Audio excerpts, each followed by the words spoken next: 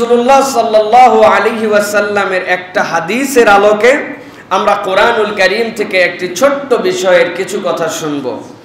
আমরা জানি রাসূলুল্লাহ সাল্লাল্লাহু আলাইহি ওয়াসাল্লামের একটি হাদিস যেটি মুস্তাদরাক হাকিমের মধ্যে এসেছে, ইমাম নাসিরউদ্দিন আলবানী রাহিমাহুল্লাহ তার সহিহুত তারগিবের মধ্যেও এনেছেন। রমাদান আসলেই আমরা যে হাদিসটা প্রায় সকলে শুনে থাকি, আল্লাহ নবী বলছেন, ইন্না জিবরাইল আলাইহিস সালাম আরাদা লি ফাকালা বাউদা মান আদরাকা রমাদান ফালাম ইউগফার লাহু কুলতু আমিন। হযরত রাসূল বলছেন, আল্লাহ নবী সাল্লাল্লাহু আলাইহি ওয়াসাল্লামের কাছে জিবরাইল আমিন আসলেন। আসার পরে নবীজি বললেন যে রমাদান পাইল আর নিজেকে আল্লাহর কাছ থেকে ক্ষমাপ্রাপ্ত বান্দা বানিয়ে নিতে পারল না, সে ধ্বংস হোক, বাউদা, সে আল্লাহর থেকে দূরে চলে যাক। এই কথা শুনে জিবরাইল আমিন সাথে সাথে নবীজির কথায় আমিন বলেছেন। তাহলে রমাদান পাইল আর ক্ষমা পাইল না, এর থেকে বড় দুর্ভাগা আর কেউ হতে পারে না। আজকে আমরা কোরআন এবং হাদিসের আলোকে আল্লাহ রাব্বুল আলামিনের কাছে ক্ষমা লাভের উপায় কি, এ বিষয়টা নিয়ে সংক্ষিপ্ত আমরা কিছু কথা জানা বোঝার চেষ্টা করব, এবং যে কথা জানা বোঝার চেষ্টা করব সে অনুযায়ী যেন আমরা আমল করে এই রমাদানে আমাদেরকে আল্লাহ রাব্বুল আলামিনের কাছ থেকে ক্ষমাপ্রাপ্ত বান্দার তালিকাভুক্ত আল্লাহ করে নেন, সেই আমল করার নিয়ত করব, বলি আল্লাহুম্মা আমিন। প্রিয় ভাইয়েরা, আল্লাহ রাব্বুল আলামিন বান্দাকে ক্ষমা করার জন্যই সৃষ্টি করেছেন। কেননা বান্দা আল্লাহ রাব্বুল আলামিনের এক আদরের সৃষ্টি। এই জন্য বলা হয় ইনসান যে শব্দ, মানুষ যে আল্লাহ রাব্বুল আলামিনের সৃষ্টি, সকল সৃষ্টির মধ্যে শ্রেষ্ঠ। কিন্তু ইনসান এই শব্দটা মৌলিক দুটি ধাতু থেকে এসেছে, একটা উনাসুন অথবা আরেকটা নিসিয়ানুন। উনাস মানে কি? উনাস মানে হচ্ছে আল্লাহ রাব্বুল আলামিনের ভালোবাসা ভরা সৃষ্টি। আল্লাহ যেই সৃষ্টিকে সবচেয়ে বেশি ভালোবাসেন, যেই সৃষ্টিকে আল্লাহ রাব্বুল আলামিন কুন ফায়াকুনের হুকুম দিয়ে কেবল সৃষ্টি করেন নাই, বরং আদরের হাত দিয়া আল্লাহ রাব্বুল আলামিন সৃষ্টি করেছেন। এই জন্য আল্লাহ মানুষকে বলেন ইনসান, কেননা তার মৌলিক শব্দটাই হচ্ছে আদরে ভরা, ভালোবাসায় ভরা। এই মানুষগুলো ভুলবো না। আর একটা আল্লাহ রাব্বুল আলামিনের এই ইনসান শব্দের উৎপত্তির জায়গা হচ্ছে নিসিয়ান। নিসিয়ান মানে যেই মানুষ ভুলে যায়, যেই মানুষের স্মরণে থাকে না, এটা মানুষ মাত্রই স্বভাব। সুতরাং যেই মানুষ ভুলে যায় সেই মানুষই ভুল করে, আর ভুল করলেই তার জন্য একটা অপরাধ হয়। এই ভুলটা তার জন্য জাহান্নামের দিকে নিয়ে যায়, কিন্তু আল্লাহ বান্দাকে জাহান্নামে নিতে চান না। আল্লাহ রাব্বুল আলামিন বান্দাকে জান্নাতে নিতে চান। এই জন্য আল্লাহ রাব্বুল আলামিন নিজের পরিচয় যেরকম গফুর দিয়েছেন, ঠিক একই রকম আল্লাহর পরিচয় গফফার দিয়েছেন। গফুর মানে চাইছেন, ভুল করছেন, ক্ষমা করেছেন। আর গফফার মানে বান্দা যতবার ভুল করুক, যেই রব তার থেকে বেশি ক্ষমা করতে পারেন তিনি হচ্ছেন গফফার। সুবহানাল্লাহ। আল্লাহ রাব্বুল আলামিন বলছেন, দুনিয়ার মানুষ ভালো করে বুঝো, আল্লাহ রাব্বুল আলামিন তোমাদের জন্য কতগুলো আল্লাহর পক্ষ থেকে রিওয়ার্ড দিয়ে রেখেছেন, আল্লাহর পক্ষ থেকে তোমাদের জন্য ঘোষণা দিয়ে রেখেছেন। আল্লাহ বলছেন এই ঘোষণাভুক্তি, এই তালিকাভুক্ত মানুষের এক নম্বর তালিকায় তারা যারা দুনিয়ার বুকে আল্লাহ রাব্বুল আলামিনকে ভয় করে, আল্লাহর নিষেধ থেকে বেঁচে থেকে আল্লাহর আদেশের দিকে ধাবমান হয়ে এই মানুষগুলা যারা মুত্তাকি হওয়ার চেষ্টা করেছে। আল্লাহ রাব্বুল আলামিন বলছেন, ইন্নাল মুত্তাকিনা ফি জান্নাতি ওয়া উয়ুন। আল্লাহ বলছেন নিশ্চয় যারা মুত্তাকি হবে, নিশ্চয় যারা আল্লাহ রাব্বুল আলামিনকে ভয় করে চলবে, আল্লাহর বাতলানো পথে চলবে, আল্লাহ বলছেন তাদের জন্য ঝর্ণা আর ঝর্ণা ধারাময় জান্নাতের ব্যবস্থা আমি আল্লাহ করেছি। আল্লাহ রাব্বুল আলামিন এরপরে বলছেন, যেই না তারা ওই জান্নাতের সামনে এসে হাজির হয়ে যাবে, দুনিয়ার বুকে যাদের সামনে অনেক পথ ছিল, অনেক ধরনের রাস্তা ছিল, কোন রাস্তা যদি আল্লাহ রাব্বুল আলামিনের দেওয়া পথ মতের সাথে না মেলে, হাজার প্রলোভন আসার পরেও, হাজার প্রলুব্ধ করার পরে ওই মানুষ ওই রাস্তায় হাঁটে নাই।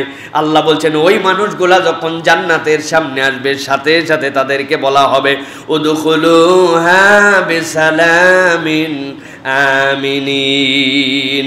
আল্লাহ সাথে সাথে বলবেন এমন এক জায়গায় প্রবেশ করো যেখান থেকে আর তোমাকে বের করা হবে না। আল্লাহ বলছেন সাথে সাথে এমন নিরাপত্তা আর আল্লাহর পক্ষ থেকে এমন এক সুবাসন দিয়ে তাদেরকে জান্নাতে ঢুকানো হবে, মুত্তাকি ছাড়া আল্লাহর কোনো বান্দা আল্লাহর পক্ষ থেকে এই সম্ভাষণ পাবে না। সুবহানাল্লাহ। আল্লাহ রাব্বুল আলামিন এরপরে বলছেন ওই মানুষগুলোর জন্য আল্লাহ রাব্বুল আলামিন আরেকটা নিয়ামত রাখবেন। আল্লাহ বলছেন ওয়া নাযা'না মা ফি সুদুরিহিম মিন গিল্লিন ইখওয়ানান আলা সুরুরিন মুতাকাবিলিন।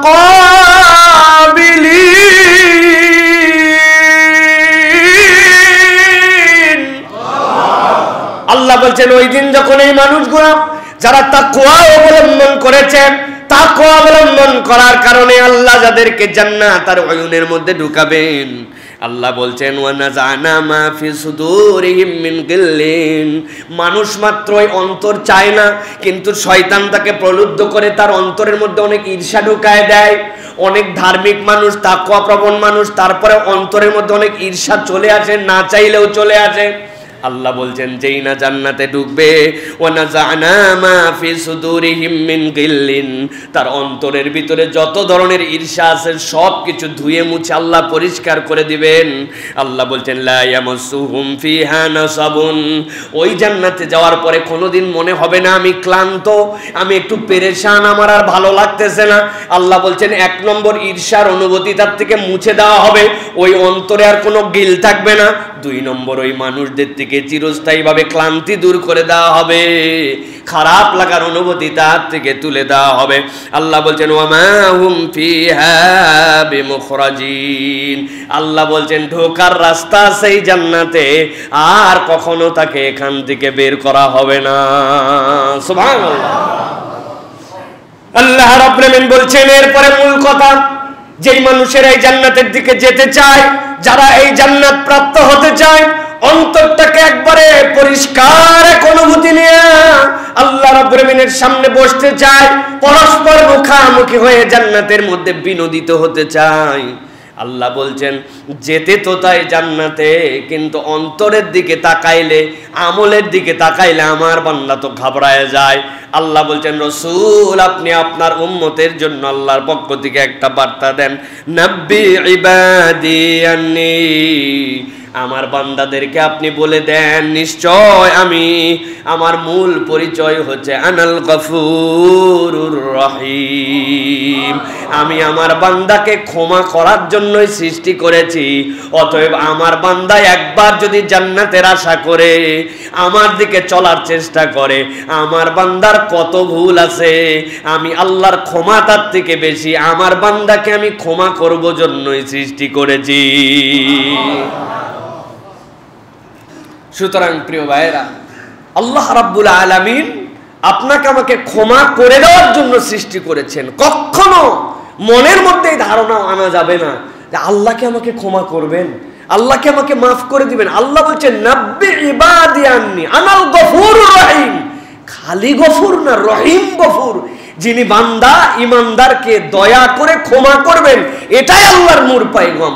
অতএব মনের মধ্যে যাদের এই হতাশা ঢুকে যাবে, বুঝবেন শয়তান ওই জায়গায় বসে গেছে, আপনাকে বুঝাচ্ছে এত পাপ করছো, এত অপরাধ করছো, তোমার অপরাধ কেমনে ক্ষমা হবে? আল্লাহ বলছেন বলে কি বান্দা, আমি না আমার নিজেকে ক্ষমাকারী ঘোষণা দিছি, বান্দা তোর অপরাধ যত, আমি আল্লাহর ক্ষমা তার থেকে বেশি। সুবহানাল্লাহ।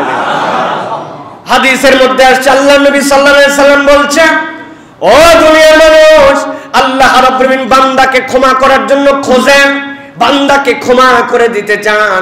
দুনিয়ার কোন বান্দা যদি পৃথিবীর সমান যদি অপরাধ তার থাকে, দুনিয়া শব্দ ব্যবহার হয়েছে হাদিসের মধ্যে, ওই বান্দা যদি এরপরেও আল্লাহ রাব্বুল আমিনের সামনে এসে হাজির হয়ে যায়, আল্লাহ নবী বলছেন তোমার গুনাহ দুনিয়ার সমান, পৃথিবীর সমান, আর আল্লাহ রাব্বুল আমিন পুরা দুনিয়া যত বড়, এর থেকেও বেশি রহমত নিয়ে ওই গুনাহগার বান্দার সামনে হাজির হয়ে যায়। বিশ্বাস, এটা আমাদের ঈমান যে আল্লাহ রাব্বুল আলামিন আপনার আমার অপরাধের থেকে তার দয়া বেশি, তার ক্ষমা বেশি।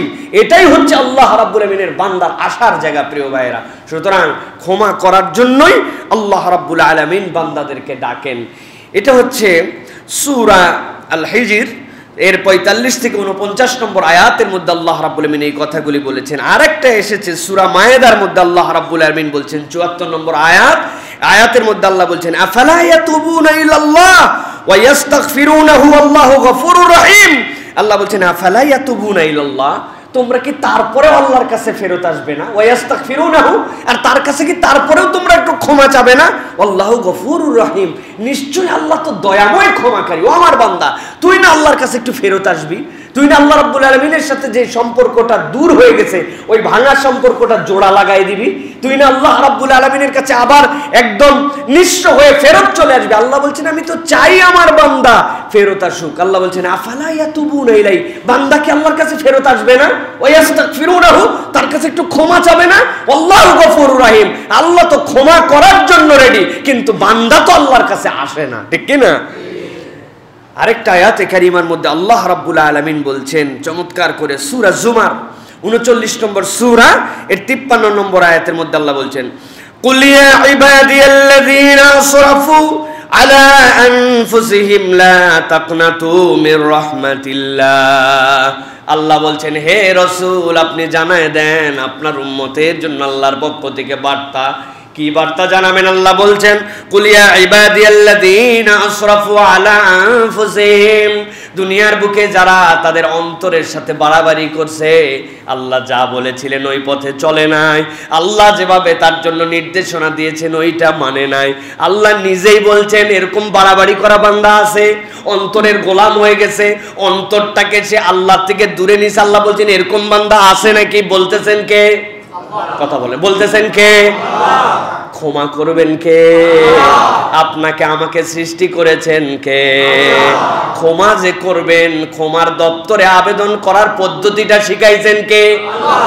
আল্লাহ রাব্বুল আলামিন বলছেন বান্দা অনুভব কর, এমন এক দপ্তরওয়ালা যেই দপ্তরে ক্ষমা করা হবে, যেই দপ্তর থেকে তোকে সৃষ্টি করা হয়েছে, আবার যেই দপ্তরে তোর দরখাস্ত নেওয়া হবে ওই দরখাস্ত যিনি কবুল করবেন তিনি তোমাকে শিখাচ্ছেন। সুবহানাল্লাহ। আল্লাহ বলছেন বলে দেন কুল ইয়া ইবাদিয়াল্লাযীনা আসরাফু আলা আনফুসিহিম লা তাকনাতু মির রাহমাতিল্লাহ।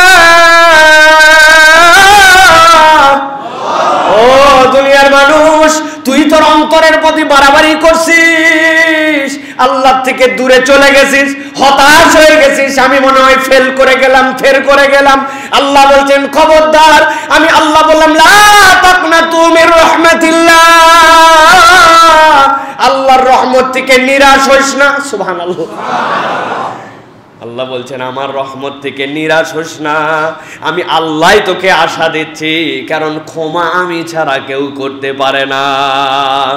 আল্লাহ রাব্বুল আলামিন বলছেন ইন্নাল্লাহা ইয়াগফিরুয যুনুবা জামিআ। প্রত্যেকটা শব্দ যদি দেখেন অন্তর আপনার আল্লাহর প্রতি বিনয়ী হয়ে যাবে। আল্লাহ বলছেন ইয়াগফিরুয যুনুবা জামিআ, অন্য জায়গায় বলছেন গফুরুর রহিম, আর এই জায়গায় বলছেন বান্দা তোর না অপরাধ আছে, তুই না অন্তরের উপরে জুলুম করে ফেলছিস, আমি যা মানতে বলছিলাম মানিস নাই। ভয় পাস না বান্দা, লা তাকনাতু মির রাহমাতিল্লাহ, ইন্নাল্লাহা ইয়াগফিরুয যুনুবা জামিআ। যত তোর গুনাহ সবগুলা ক্ষমা করার ক্ষমতা তো আমি আল্লাহই রাখি। আল্লাহ রাব্বুল আলামিন এরপরে বলছেন ইন্নাহু ওয়াল গফুরুর রহিম। বান্দা জেনে রাখ, তোর রব তো ওই রব যিনি গফুরই নয়, কেবল ক্ষমাকারী নয়, দয়াদ্র। দয়া না থাকলে তোর ক্ষমা হইতো না। কেমন কথা, দয়া না থাকলে ক্ষমা হবে কেমনে? আপনি আল্লাহ যা করতে বলেছেন আপনি করেন নাই, তাহলে তো আপনি অপরাধী। অপরাধ করলে তো এটা নিয়মের মধ্যেই পড়ে শাস্তি দেওয়া, ঠিক না? কিন্তু আল্লাহ বলছেন না গফুরুর রহিম।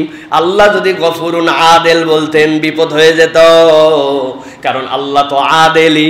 কিন্তু আল্লাহ এই জায়গায় বারবার গফুরুর রহিম বলছেন, এই জন্য বান্দা তুই অপরাধ করছিস, কিন্তু আমি অপরাধটা ধরি নাই বান্দা তোর, আমি গফুর রব, আমি না তোরে মাফ করব দয়া দিয়ে।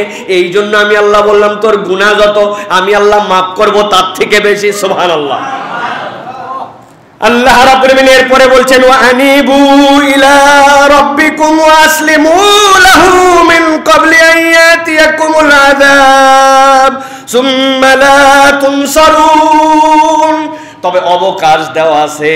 আল্লাহ বলছেন দুইটা দিকে আয়, ও আনিবু, রবের কাছে ফেরত আয়, ও আসলিমু, অনেক অবাধ্যতা করেছিস, ছেড়ে দে, আল্লাহর কাছে মাথাটা নামায় দে।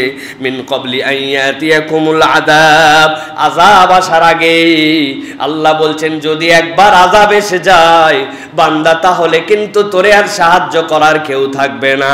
অতএব তোর সম্বিত থাকা অবস্থাতেই, সুযোগ থাকা অবস্থাতেই গুনার বোঝা মাথায় যা আছে সবগুলা নিয়ে আল্লাহর কাছে আয়, তোর রব তোকে ক্ষমা করে দিবে।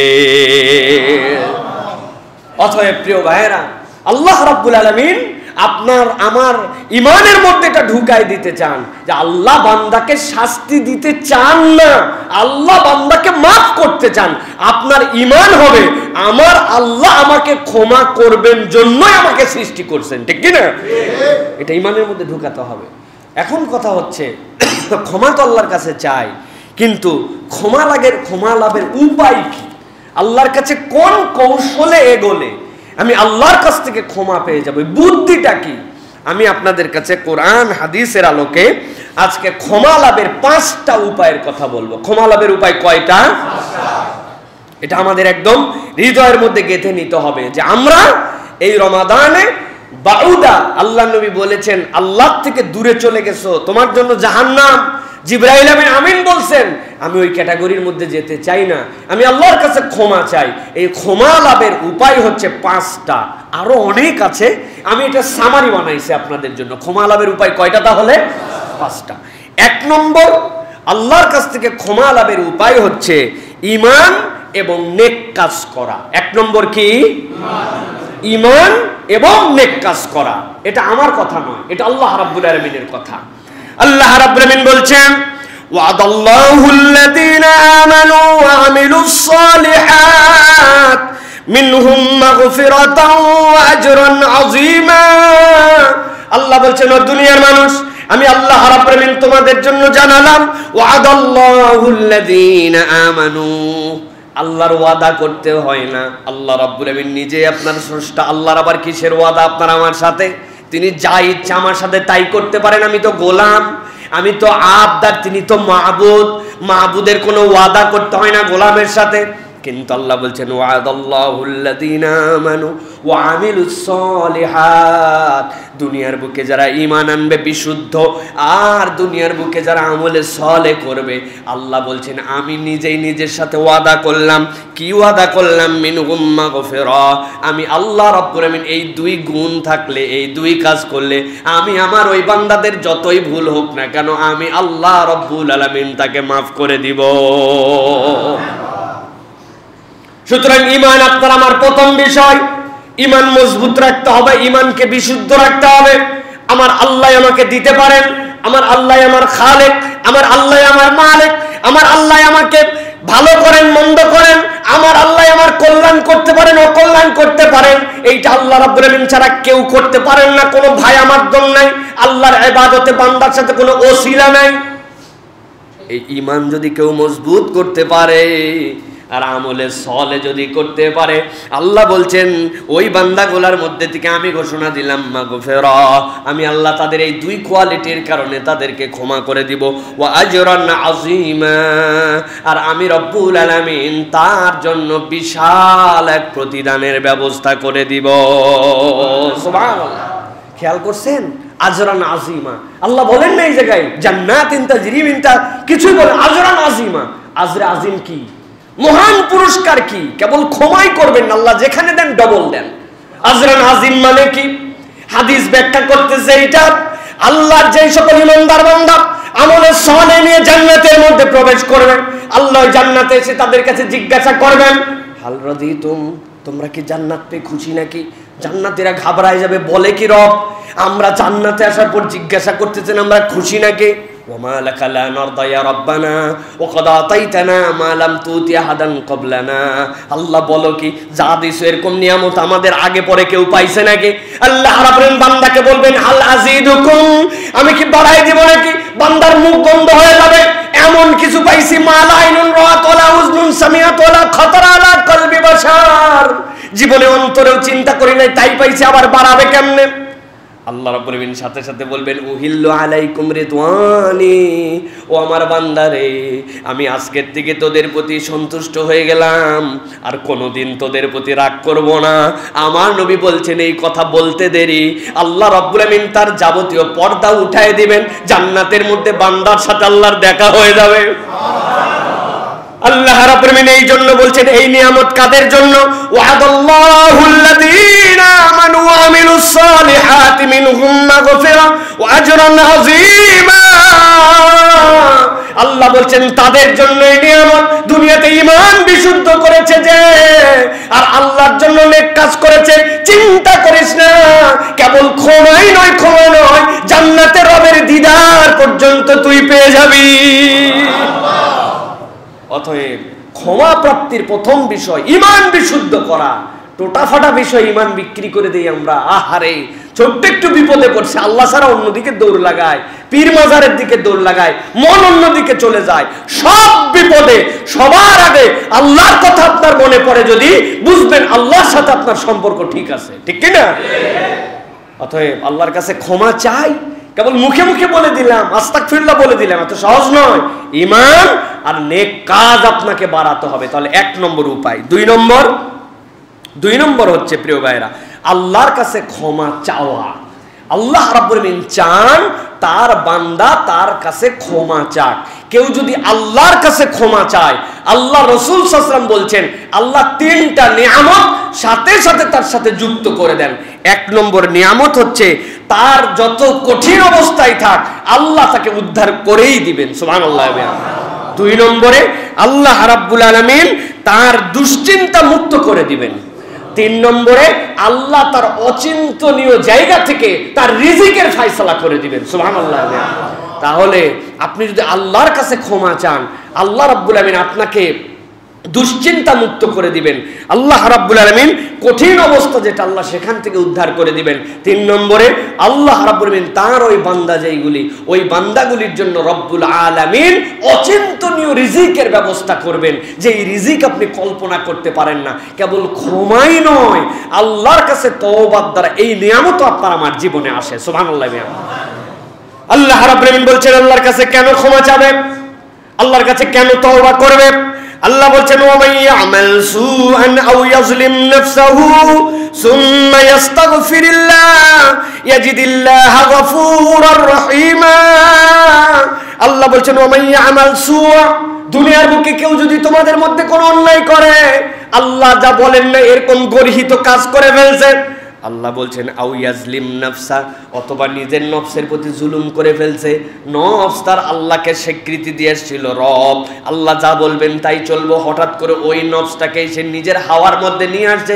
আল্লাহ বলছেন ভুল করে অথবা নফসের প্রতি জুলুম করে, সুম্মা ইস্তাগফিরিল্লাহ, মনে হয়ে গেছে এটা তো অন্যায় করছি, আল্লাহ বলছেন এক মুহূর্ত দেরি না করে আল্লাহর কাছে ইস্তেগফার করে। আল্লাহ বলছেন ইয়াজিদিল্লাহা গফুরার রহিমা, আমার বান্দার এই হালত যদি থাকে সে তার রবকে অবশ্যই অবশ্যই দয়াময় ক্ষমাকারী হিসাবে পেয়ে যাবে। তাহলে এক নম্বর ছিল আমাদের জন্য ঈমান এবং নেক কাজ, আর দুই নম্বর হচ্ছে আল্লাহ রাব্বুল আলামিনের কাছে আপনার আমার জন্য ইস্তেগফার করা। এ সংক্রান্ত আরো অনেক আয়াত আসছে। সূরা মুহাম্মদের 19 নম্বর আয়াত, সূরা বাকারার 199 নম্বর আয়াত।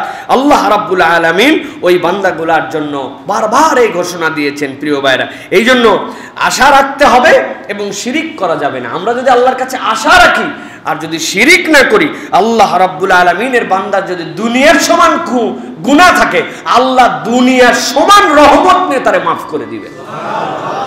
এই জন্য আশাহত হওয়া যাবে না। আমাদেরকে মনে রাখতে হবে আমার ভুল হবে, অপরাধ হবে, কিন্তু আল্লাহর কাছে ইস্তেগফার করতে আমার দেরি করা যাবে না। ইস্তেগফারের হালত আমাদের জীবনে নিয়ে নিতে হবে প্রিয় ভাইরা। 3 নম্বরে তওবা। আমরা অনেক সময় ইস্তেগফার আর তওবাকে মিলায়ে ফেলি। ইস্তেগফার আর তওবার মধ্যে পার্থক্য আছে। তওবা হচ্ছে আল্লাহ রাব্বুল আলামিনের কাছে বান্দার ফেরত আসা।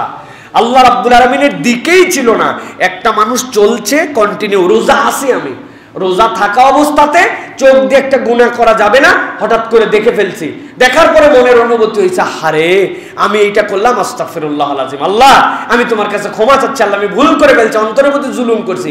এইটা কি? আল্লাহর দিকেই আছেন কিন্তু ভুল করছেন। আর তওবাটা কি? তওবা হচ্ছে আপনি আল্লাহর দিকেই আপনার রাস্তা ছিল না, আপনি রোজাই রাখেন না, ওই বান্দা তওবা করে ফেরত আসছে, আল্লাহ তোমার হক নষ্ট করছি, আমি অতীতের গুনার জন্য ক্ষমা চাইলাম, এখন তওবা করে তোমার কাছে ফেরত আসলাম, ভবিষ্যতে আর করব না প্রমিস দিলাম। এটার নাম হচ্ছে তওবা। যেই বান্দারা প্রকৃতার্থে তওবা করে, আল্লাহ তার অতীতের সব গুনাহ মাফ করে দেন। আর ইস্তেগফার, আপনি যেইটাকে কেন্দ্র করে ইস্তেগফার করেছেন, আল্লাহ এটা ক্ষমা করবেন। এই জন্য তওবা বিরাট বিষয়। আল্লাহ তওবার সাথে নাসুহা শব্দ যুক্ত করেছেন। নাসুহা শব্দটি নাসাহাতুন অথবা নাসহাতুন থেকে এসেছে। নাসাহা মানে ওই যে বিভিন্ন ছোট ছোট কাঁথা বানাই, যেগুলো আমরা বাচ্চাদের জন্য, বাপের লুঙ্গি, মায়ের শাড়ি, বোনের জামা, দাদির অমুক একটা পুরাতন শাড়ি, সবগুলা সুন্দর করে ফেলে কাঁথা দিয়ে সেলাই করে উপর থেকে নিচ পর্যন্ত 4টা লেয়ার, কিন্তু সুন্দর করে একটা কাঁথা দাঁড়াইছে। আসলে ওটা খন্ড খন্ড কাপড়, ছেঁড়া কাপড়, কাঁথা সেলাই করা যেটা বলি আমরা।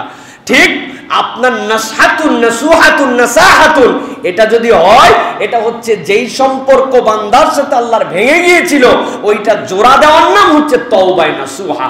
এই জন্য আল্লাহর কোনো বান্দা যদি আল্লাহর কাছে সম্পর্ক জোড়া লাগানোর জন্য একবার ফেরত আসে, আল্লাহ বলছেন ওই বান্দাকে আমি ক্ষমা করে দেই। সুবহানাল্লাহ। আল্লাহ রাব্বুল আলামিন বলছেন, ওয়া হুয়াল্লাযী ইয়াকবালুত তাওবাতা আন ইবাদিহি ওয়া ইয়াফু আনিস সাইয়্যাত ওয়া ইয়ালামু মা তাফআলুন। আল্লাহ বলছেন, ও দুনিয়ার মানুষ, ওয়া হুয়াল্লাযী, তিনি তো সেই রব তোমার, যিনি তোমার তওবাকে কবুল করেন, আন ইবাদিহি, বান্দার, তার বান্দাদের পক্ষ থেকে, ওয়া ইয়াফু আনিস সাইয়্যাত, আর তার যত অপরাধ সবগুলাকে আল্লাহ রাব্বুল আমিন ক্ষমা করে দেন। তওবাও কবুল করেন, বান্দার ফিরে আসাটাও কবুল করে নেন, অপরাধগুলাও মাফ করে দেন। আর জেনে রাখো, ওয়া ইয়ালামু মা তাফআলুন, তুমি যা করছো আল্লাহর নলেজের বাইরে কিছুই তোমার করার ক্ষমতা নাই। অতএব তোমার অপরাধ মাথার মধ্যে তুলে নিয়ে আল্লাহর কাছে যদি ফেরত আসো, যিনি ক্ষমা করতে পারেন তিনি তোমার রব আল্লাহ। অতএব আপনার আমার ক্ষমা প্রাপ্তির 3 নম্বর উপায় হচ্ছে আল্লাহর কাছে তওবা করা। সিদ্ধান্ত নিতে হবে, আল্লাহ এই কাজগুলো আমার করা অন্যায় ছিল, আল্লাহ আজকের থেকে আমি ফেরত আসার সিদ্ধান্ত নিলাম। আল্লাহর সাথে যদি ধানাই পানাই করি, আল্লাহ এই জন্য বলে রাখছেন, ওই ইয়ালামু মা তাফআলুন, আপনি মুড নিয়ে আসেন যে না আমিও বুঝি, আমার কি কোনো বুঝ নাই নাকি, আমি স্মার্ট লোক নাকি, অশিক্ষিত লোক নাকি, কি সিদ্ধান্ত নিতে হয় আমারও জানা আছে। এই সকল বিলিয়ন সিদ্ধান্ত নিয়ে আল্লাহ রাব্বুল আলামিনের দ্রোহিতা করে, আল্লাহর পথ থেকে দূরে থাকে, নিজে নিজে পণ্ডিতি ফলায়। আল্লাহ বলছেন, এরকম পণ্ডিত বান্দা যদি পণ্ডিতি করো, আমি আল্লাহ বললাম সব আমার জানা আছে। আর পণ্ডিতি যদি বাদ দিয়া আল্লাহর কাছে বিনয়ী আত্মা হয়ে তুমি যদি একবার ফেরত আসো, বান্দা তোর অপরাধও মাফ করতে পারি আমি, তোর ফেরত আসাটাকেও কবুল করতে পারি আমি। যেই বান্দার অপরাধ আল্লাহ মাফ করে দেন, ওই বান্দার থেকে সৌভাগ্যবান বান্দার কেউ নেই। সুবহানাল্লাহ।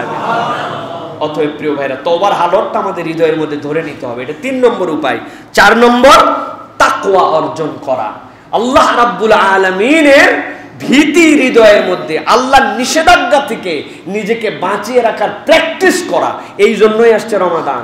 রমাদান এমন কোনো ঔষধের নাম নয় যে আপনার বিশাল জ্বর আসছে, আপনাকে অ্যান্টিবায়োটিক আর আপনাকে নাপা অথবা সাপোজিটারি দিয়ে দিল, সাময়িক হলো আপনার জ্বর ধবাস করে পড়ে গেল। আপনার রমাদান এরকম না যে রমজান মাস এসে গেল আর আপনি অটোমেটিক ইনস্টল করে ফেললেন, একবারে অটো ইনস্টল, যে আপনার তাকওয়া ইনস্টল হয়ে গেল। বিষয়টা এরকম না। প্রত্যেক মানুষের জীবনে 2টো জিনিস আছে, একটা তার ক্ষুধা আর একটা তার চাহিদা। ক্ষুধা ধনী গরিব, শিশু বৃদ্ধ, আবাল বনিতা কিচ্ছু মানে না, মোটা চিকন কিচ্ছু মানে না, একটু হলেও তার ক্ষুধার পিপাসা লাগবে, জীবন চালানোর জন্য ক্ষুধা লাগবে তার, ঠিক না ভাই? আর জৈবিক চাহিদা। কিন্তু সিয়াম আমাদেরকে কি শিখায়? আপনাদের কি অবস্থা জানি না, আমার রোজা রেখে কষ্ট হচ্ছে না এখন আলহামদুলিল্লাহ, কিন্তু 1 ঢোক পানি যদি খাইতে পারতাম একটু ফ্রেশ লাগতো। এই অনুভূতি আছে আমার মধ্যে, আপনাদের আছে ভাই? 1 ঢোক পানি খাইলাম, খালি তো ফ্রেশ লাগতো। এখন রোজা না থাকলে আলোচনায় উঠার আগে 1 ঢোক খাইলাম, তারপরে নামাজের আগে 1 ঢোক খাইলে একটু মুখটা ফ্রেশ হলো, একটু আমার চাহিদা আছে, আপনাদের হয়তো নাই জানি না, আছে? এটা মানবীয় চাহিদা। কিন্তু আমাকে কি বলতেছে, আমার এই মানবীয় চাহিদা একটু পানি খেলে ভালো লাগবে, কিন্তু আমাকে আমার অন্তর শিখাচ্ছে, আমার বোধ জানাচ্ছে। আল্লাহ না বলছে ফজর থেকে মাগরিব পর্যন্ত তোমার রোজা, তুমি চাইলে কি হয়েছে, তুমি এখন খেতে পারবা না, এটা ওই মাগরিবের পর তোমার খাওয়া লাগবে, ঠিক কিনা? স্ত্রী আমার কাছে আছেন, আমি তার সাথে আনন্দের অনুভূতিতে সম্মিলিত হতেই পারি, কিন্তু না, বলতেছে এটা হবে কিন্তু ফজর থেকে মাগরিব, এটা না আল্লাহর নিয়ম। তোমার শরীরের চাহিদাকে তুমি দাবায় রাখো, চাহিদা আছে দাবিয়ে রাখছেন, বেঁচে আছেন। আল্লাহ বলছেন এই ট্রেনিংটা দেওয়ার জন্যই রমাদান তোমার কাছে আসছে। অনেক তোমার সামনে জিনিস আসবে, অনেক হারাম বিষয় আসবে, কিন্তু আল্লাহ না আমাকে নিষেধ করছেন, সো আমার মন চাইলেই কি আর দেহ চাইলেই কি, আমি এইটা নিতে পারি না। আল্লাহ বলছেন লাআল্লাকুম তাত্তাকুন, এই জন্য রমাদান আসছে। আর যদি রমাদান আসলে অটো তাকওয়া হতো, তাহলে আল্লাহ বলতেন লিয়াত্তাকুন, রমাদান আসছে অটোমেটিক তাকওয়া, অটো তাকওয়া হয় না, তাকওয়া চর্চার নাম, ঠিক কি না? আল্লাহ বলছেন আল্লাহর ক্ষমা পাইতে চাইলে তাকওয়ার চর্চা তোমার জীবনে বাড়াতে হবে। পারবে না শতভাগ, কিন্তু চর্চা থাকা লাগবে। আসছে আপনার সামনে ঘুষ, আপনি বুঝছেন হাদিয়া, তাই না ভাই? হাদিয়া বুঝে আপনি নিয়ে নিছেন, অতএব আপনি মনে করছেন যে না, যা আসে আমাদের আল্লাহর পক্ষ থেকে আসে, তাই তো না? আবার রমজান মাসে অনেকেই আসে আলহামদুলিল্লাহ হাত দিয়ে আবার ঘুষ টুস ধরে না, ডয়ের খুলে দিয়ে এর মধ্যে নেয়। রোজা আসে নাপাক জিনিস ধরা যাবে, রোজা খুলে তারপরে গুনে বাড়িতে নিয়ে যায়। এরকম যদি হয় হবে প্রিয় ভাইয়েরা? এই ঘুষ টুসটাও কম হয়ে গেছে, অপরাধ অন্যায় আপনার আমার জীবনে হিসাব মিলায় দেখেন প্রিয় ভাইয়েরা, কত অপরাধ কত অন্যায়। আমরা বাঙালিরা আল্লাহু আকবার, দুনিয়ার বুকে আমরা এক ডিফারেন্ট জাতি ভাই। আমাদের জাতির চিন্তা এবং বিবেক কোথায় চলে গেছে কল্পনা করা যায় না। আজকে বঙ্গবাজারে আমরা দেখলাম আগুন লেগে সেখানকার মানুষের কি অবস্থা। গত 3টা দিন আমার মন ভালো ছিল না, আমি কোনোভাবেই নিজেকে বুঝ দিতে পারি নাই প্রিয় ভাইয়েরা। অনেক মানুষ অনেক সময় আক্রান্ত হয়ে মরে যায়, মরে গেলে মানুষ চলে গেল, শেষ হয়ে গেল, কিন্তু এক একটা মানুষ জীবন্ত লাশ হয়ে গেছে এই জায়গায়। দোকানে বাকি, মহাজনের কাছে বাকি, অমুকের থেকে টাকা নিয়ে আসছে, ব্যাংকের থেকে সহযোগিতা নিছে, তার 12 মাসের পুঁজি সবগুলা ঈদকে টার্গেট করে পুঁজি খাটাইছিল।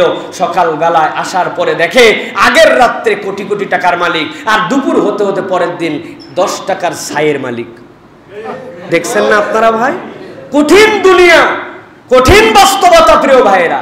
টাকা আছে, বান্ডিলটা ওই রকমই আছে, কিন্তু টাকাটা ছাই হয়ে গেছে। দেখছেন না আপনারা? সেই জায়গাতেও আমরা দেখছি কি আমাদের জাতিগতভাবে আল্লাহ মাফ করুক, কি একটা অবস্থায় আমরা চলে গেছি। একটা হয়তো কাপড় পাইতে পারে, একটা হয়তো নিজেরা চেষ্টা করছে বাঁচানোর জন্য, নিজের দোকানের টিনটা, সেই জায়গাতেও দস্যিপনা, মানুষ এসে সহযোগিতার নাম করে চুরি করে নিয়ে চলে যাচ্ছে, টিন খুলে নিয়ে চলে যাচ্ছে, ধান্দাবাজ ঢুকে গেছে, ওর মধ্যে থেকে যে যেভাবে পারতেছে হরিলুট করে নিয়ে যাচ্ছে। কি রে ভাই, এটা কি মুসলমান মানুষ নাকি অধম? একটা কুকুরও কুকুরের সাথে আচরণ করবে না, কি না ভাই? কি মানুষ আমরা ভাই? এই মানুষের কাছে ওয়াজ করে কি পরিবর্তন হচ্ছে? এইটুক যদি পরিবর্তন করতে পারেন না, যার সব শেষ হয়ে গেল, আপনি তো তার পাশে কাঁধে দাঁড়ায় চোখ দিয়ে একটু যদি পানি ফেলে দিতেন, ওইটা যদি ধরতেও না যেতেন, তাও সে বুঝতো। আর আপনি ওই জায়গায় উদ্ধার করার নাম করে, এ করার নাম করে আমরা সকাল সন্ধ্যা দেখতেছি ওই জায়গার থেকে হরিলুট করতেছি, কিছুই নাই। কিন্তু যেই জাতি ছায়ের লোভ সামলাতে পারে না, ও কেমনে আল্লাহর বান্দা হলো, কেমনে মুত্তাকি হলো? পুরা কাপড়ের লোভ সামলাতে পারে না, ভাইয়ের প্রতি সহকর্মী হতে পারে না, সে তো মানুষ হতে পারে নাই। মুসলমান তো অনেক পরের কথা, ঠিক কিনা?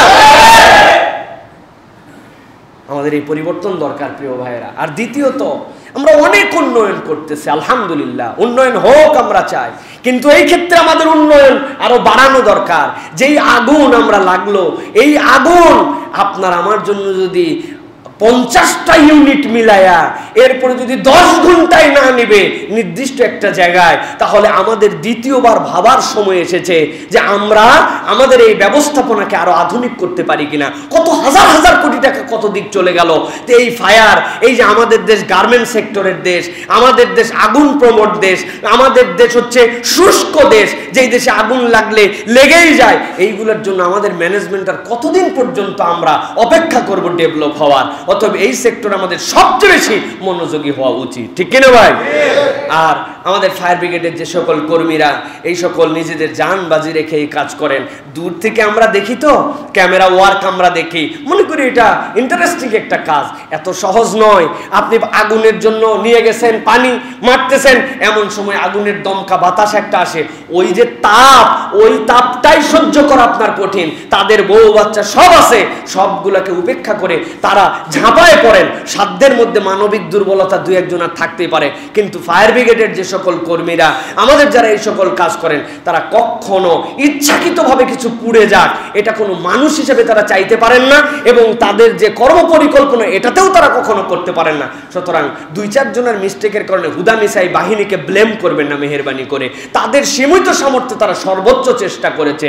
আমরা বলবো যারা দায়িত্বশীল আছেন, আর কত আগুন আমরা দেখব, আমাদের কিভাবে এইটা সবচেয়ে উন্নত ব্যবস্থাপনায় নেওয়া যায় এটার জন্য মেহেরবানি করে আমাদেরকে উদ্যোগ নিতে হবে। এবং আমাদের আরো একটা জিনিস আমার মনে হয়েছে, সেটা আমাদের নৌবাহিনী, আমাদের সেনাবাহিনী, আমাদের বিমান বাহিনী আছেন, তাদের বিভিন্ন ইউনিট আছেন, তাদের দায়িত্ব আগুন নিভানো নয়, কিন্তু বিমান বাহিনী তারপরে আমাদের সেনাবাহিনী তাদের মধ্যেও এরকম ক্রাইসিস পিরিয়ডে একদম র্যাপিডলি এসে পৃথিবীর সবচেয়ে উন্নত সরঞ্জাম দিয়ে ওই বাকেট দিয়ে পানি ধোয়ানোর থেকে এমন দু চারটা হেলিকপ্টার আমরা রাখতে পারি কিনা যেটা স্বয়ং পানি ক্যারি করতে পারে। প্রত্যেক বাহিনীতে এরকম বিপদকালীন সময়ে অতি তৎপর সবচেয়ে আধুনিক মেশিন সম্বলিত কিছু ইউনিট আমাদের মনে হয় করা উচিত, ঠিক কিনা? আল্লাহ রাব্বুল আলামিন আমাদের যে ভাইয়েরা এরকম বিপদগ্রস্ত হয়েছেন, আল্লাহ তাদেরকে সবরে জামিল দান করেন। আল্লাহ তাদের কোথাও না কোথাও থেকে যেন আল্লাহ রাব্বুল আলামিন এমন ভাবে তাদেরকে পোষায় দেন যাতে করে আল্লাহ রাব্বুল আলামিনের এই বান্দাগুলোর মনের দুঃখটা আল্লাহ যেন দূর করে দেন, বলেন আল্লাহুম্মা আমিন। আর যে সকল ব্যবসায়ীরা আছেন, শিক্ষা নেন প্রিয় ভাইয়েরা, টাকা গচ্ছিত করে কি করবেন প্রিয় ভাইয়েরা? আগের দিনের মানুষ আর পরের দিনের মানুষের পার্থক্য তো আল্লাহ দেখাই দিলেন আপনার আমার জন্য। অতএব মানুষের পকেট কাটা, মানুষের থেকে বেশি বেশি কামাই করে নেওয়া, মানুষকে দুর্ভোগের মধ্যে ফেলা, এই ব্যবসায়ীকেই না আল্লাহ রাব্বুল আলামিনের রাসূল বলছেন সিদ্দিকদের সাথে থাকবে, শুহাদাদের সাথে থাকবে, নবীদের সাথে থাকবে। ওই ব্যবসায়ী কি নবীর সাথে থাকবে যেটা 2 নম্বর করে, চিটিংবাজি করে, ভুয়া মাল বিক্রি করে, অতিরিক্ত মুনাফা করে, মানুষকে বিপদের মধ্যে ফেলে? আপনার কি মনে হয় আপনার নামাজ কালাম এই ভুয়া ব্যবসা করার পর এইগুলো আল্লাহর কাছে পার পাওয়ার কারণ হবে আপনার? তো আপনি কেন শুধরাচ্ছেন? আপনি কেন দেখে শিখতেছেন না প্রিয় ভাইরা? আল্লাহ আমাদেরকে বোধের জায়গা জাগ্রত করেন, বলেন আল্লাহুম্মা আমিন। তাহলে আল্লাহর কাছ থেকে ক্ষমা পাওয়ার চতুর্থ কারণ কি, উপায় কি? তাকওয়া। বলেন চতুর্থ উপায় কি? তাকওয়া। আল্লাহ বলেন ইন্নাল্লাযীনা ইয়াখশাউনা রাব্বাহুম বিল গায়ব লাহুম মাগফিরাতুন ওয়া আজরুন কাবীর।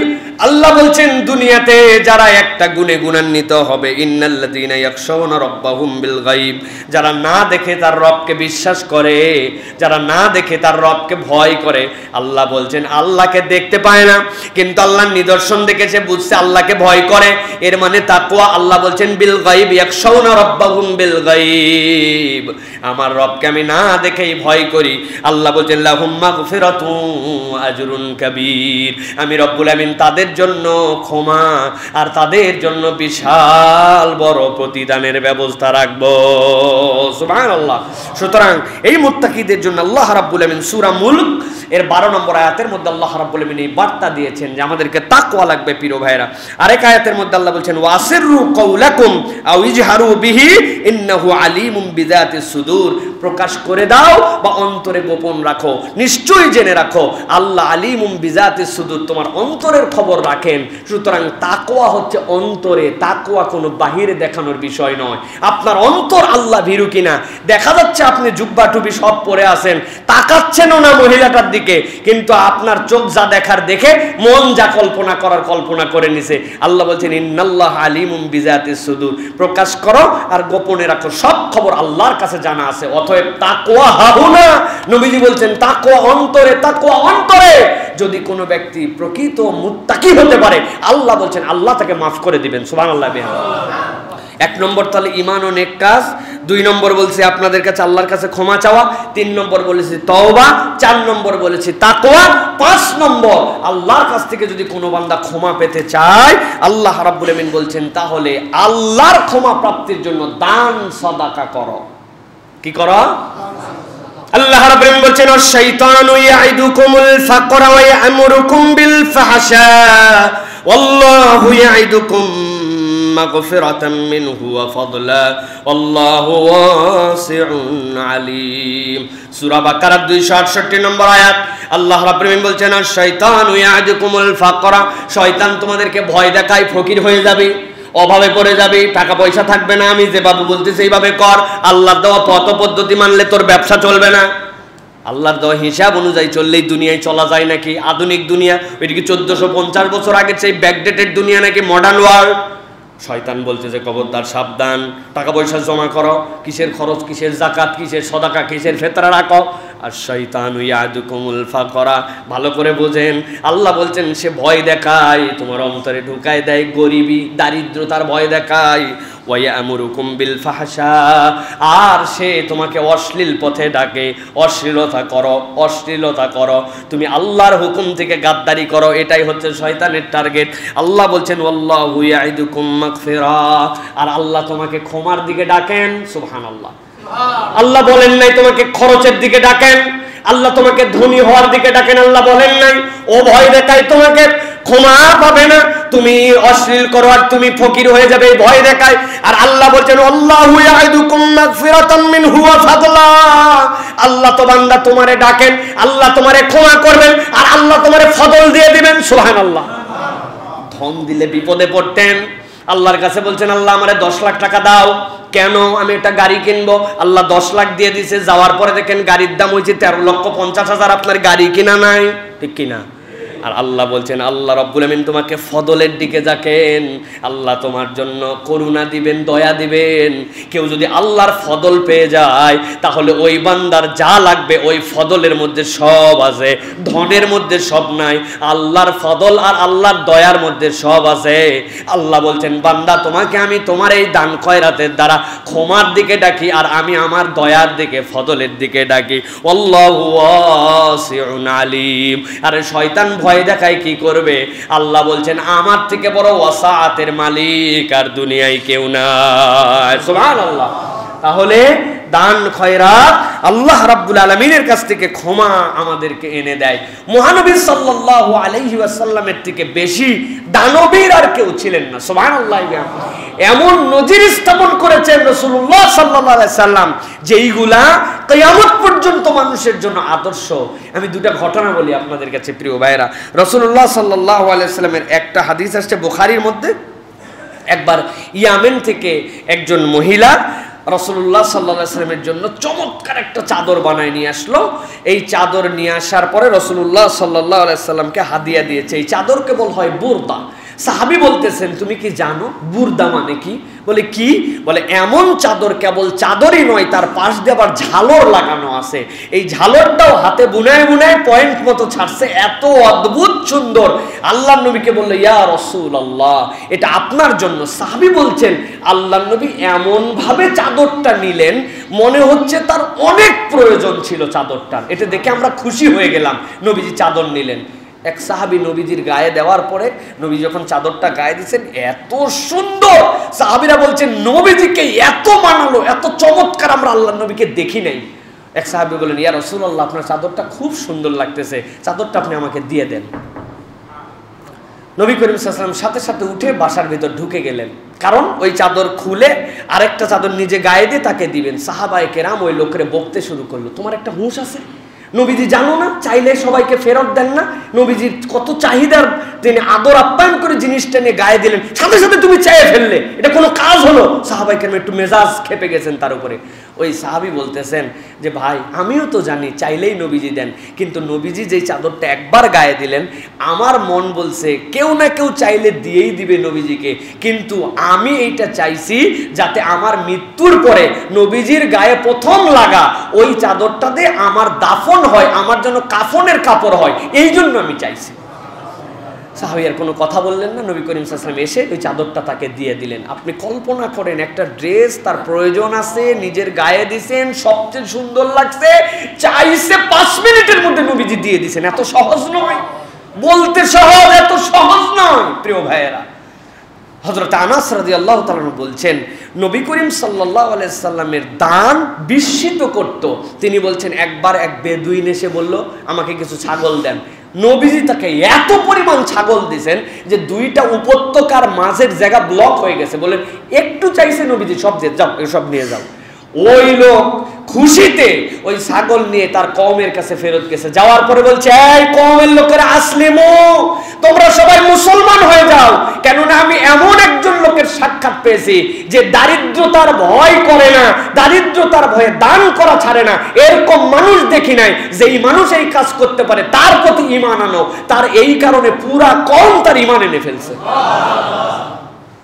হাদিসের মধ্যে আসছে, যখন রমাদান আসতো নবী করিম সাল্লাল্লাহু আলাইহি ওয়াসাল্লামের দান বাতাসের থেকে বেশি বৃদ্ধি পাইতো। আসতে দেরি, দিতে দেরি নাই।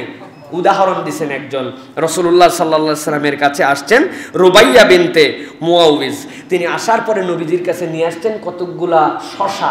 শশার 2টা ধরন আছে। একটা শশা আমাদের দেশে বলি আমরা লুসনা হয়ে যায় না ভাই, কিছুদিন থাকার পরে গোড়ার থেকে সংযোগ চলে গেছে, আস্তে আস্তে করে ওইটা একটু টাইট হয়ে শুকায় গেছে। তার যতটুকু আছে এরকম নবীজি সাল্লাল্লাহু আলাইহি ওয়াসাল্লামের জন্য শশা নিয়ে আসছেন, আর কিছু খেজুর নিয়ে আসছেন।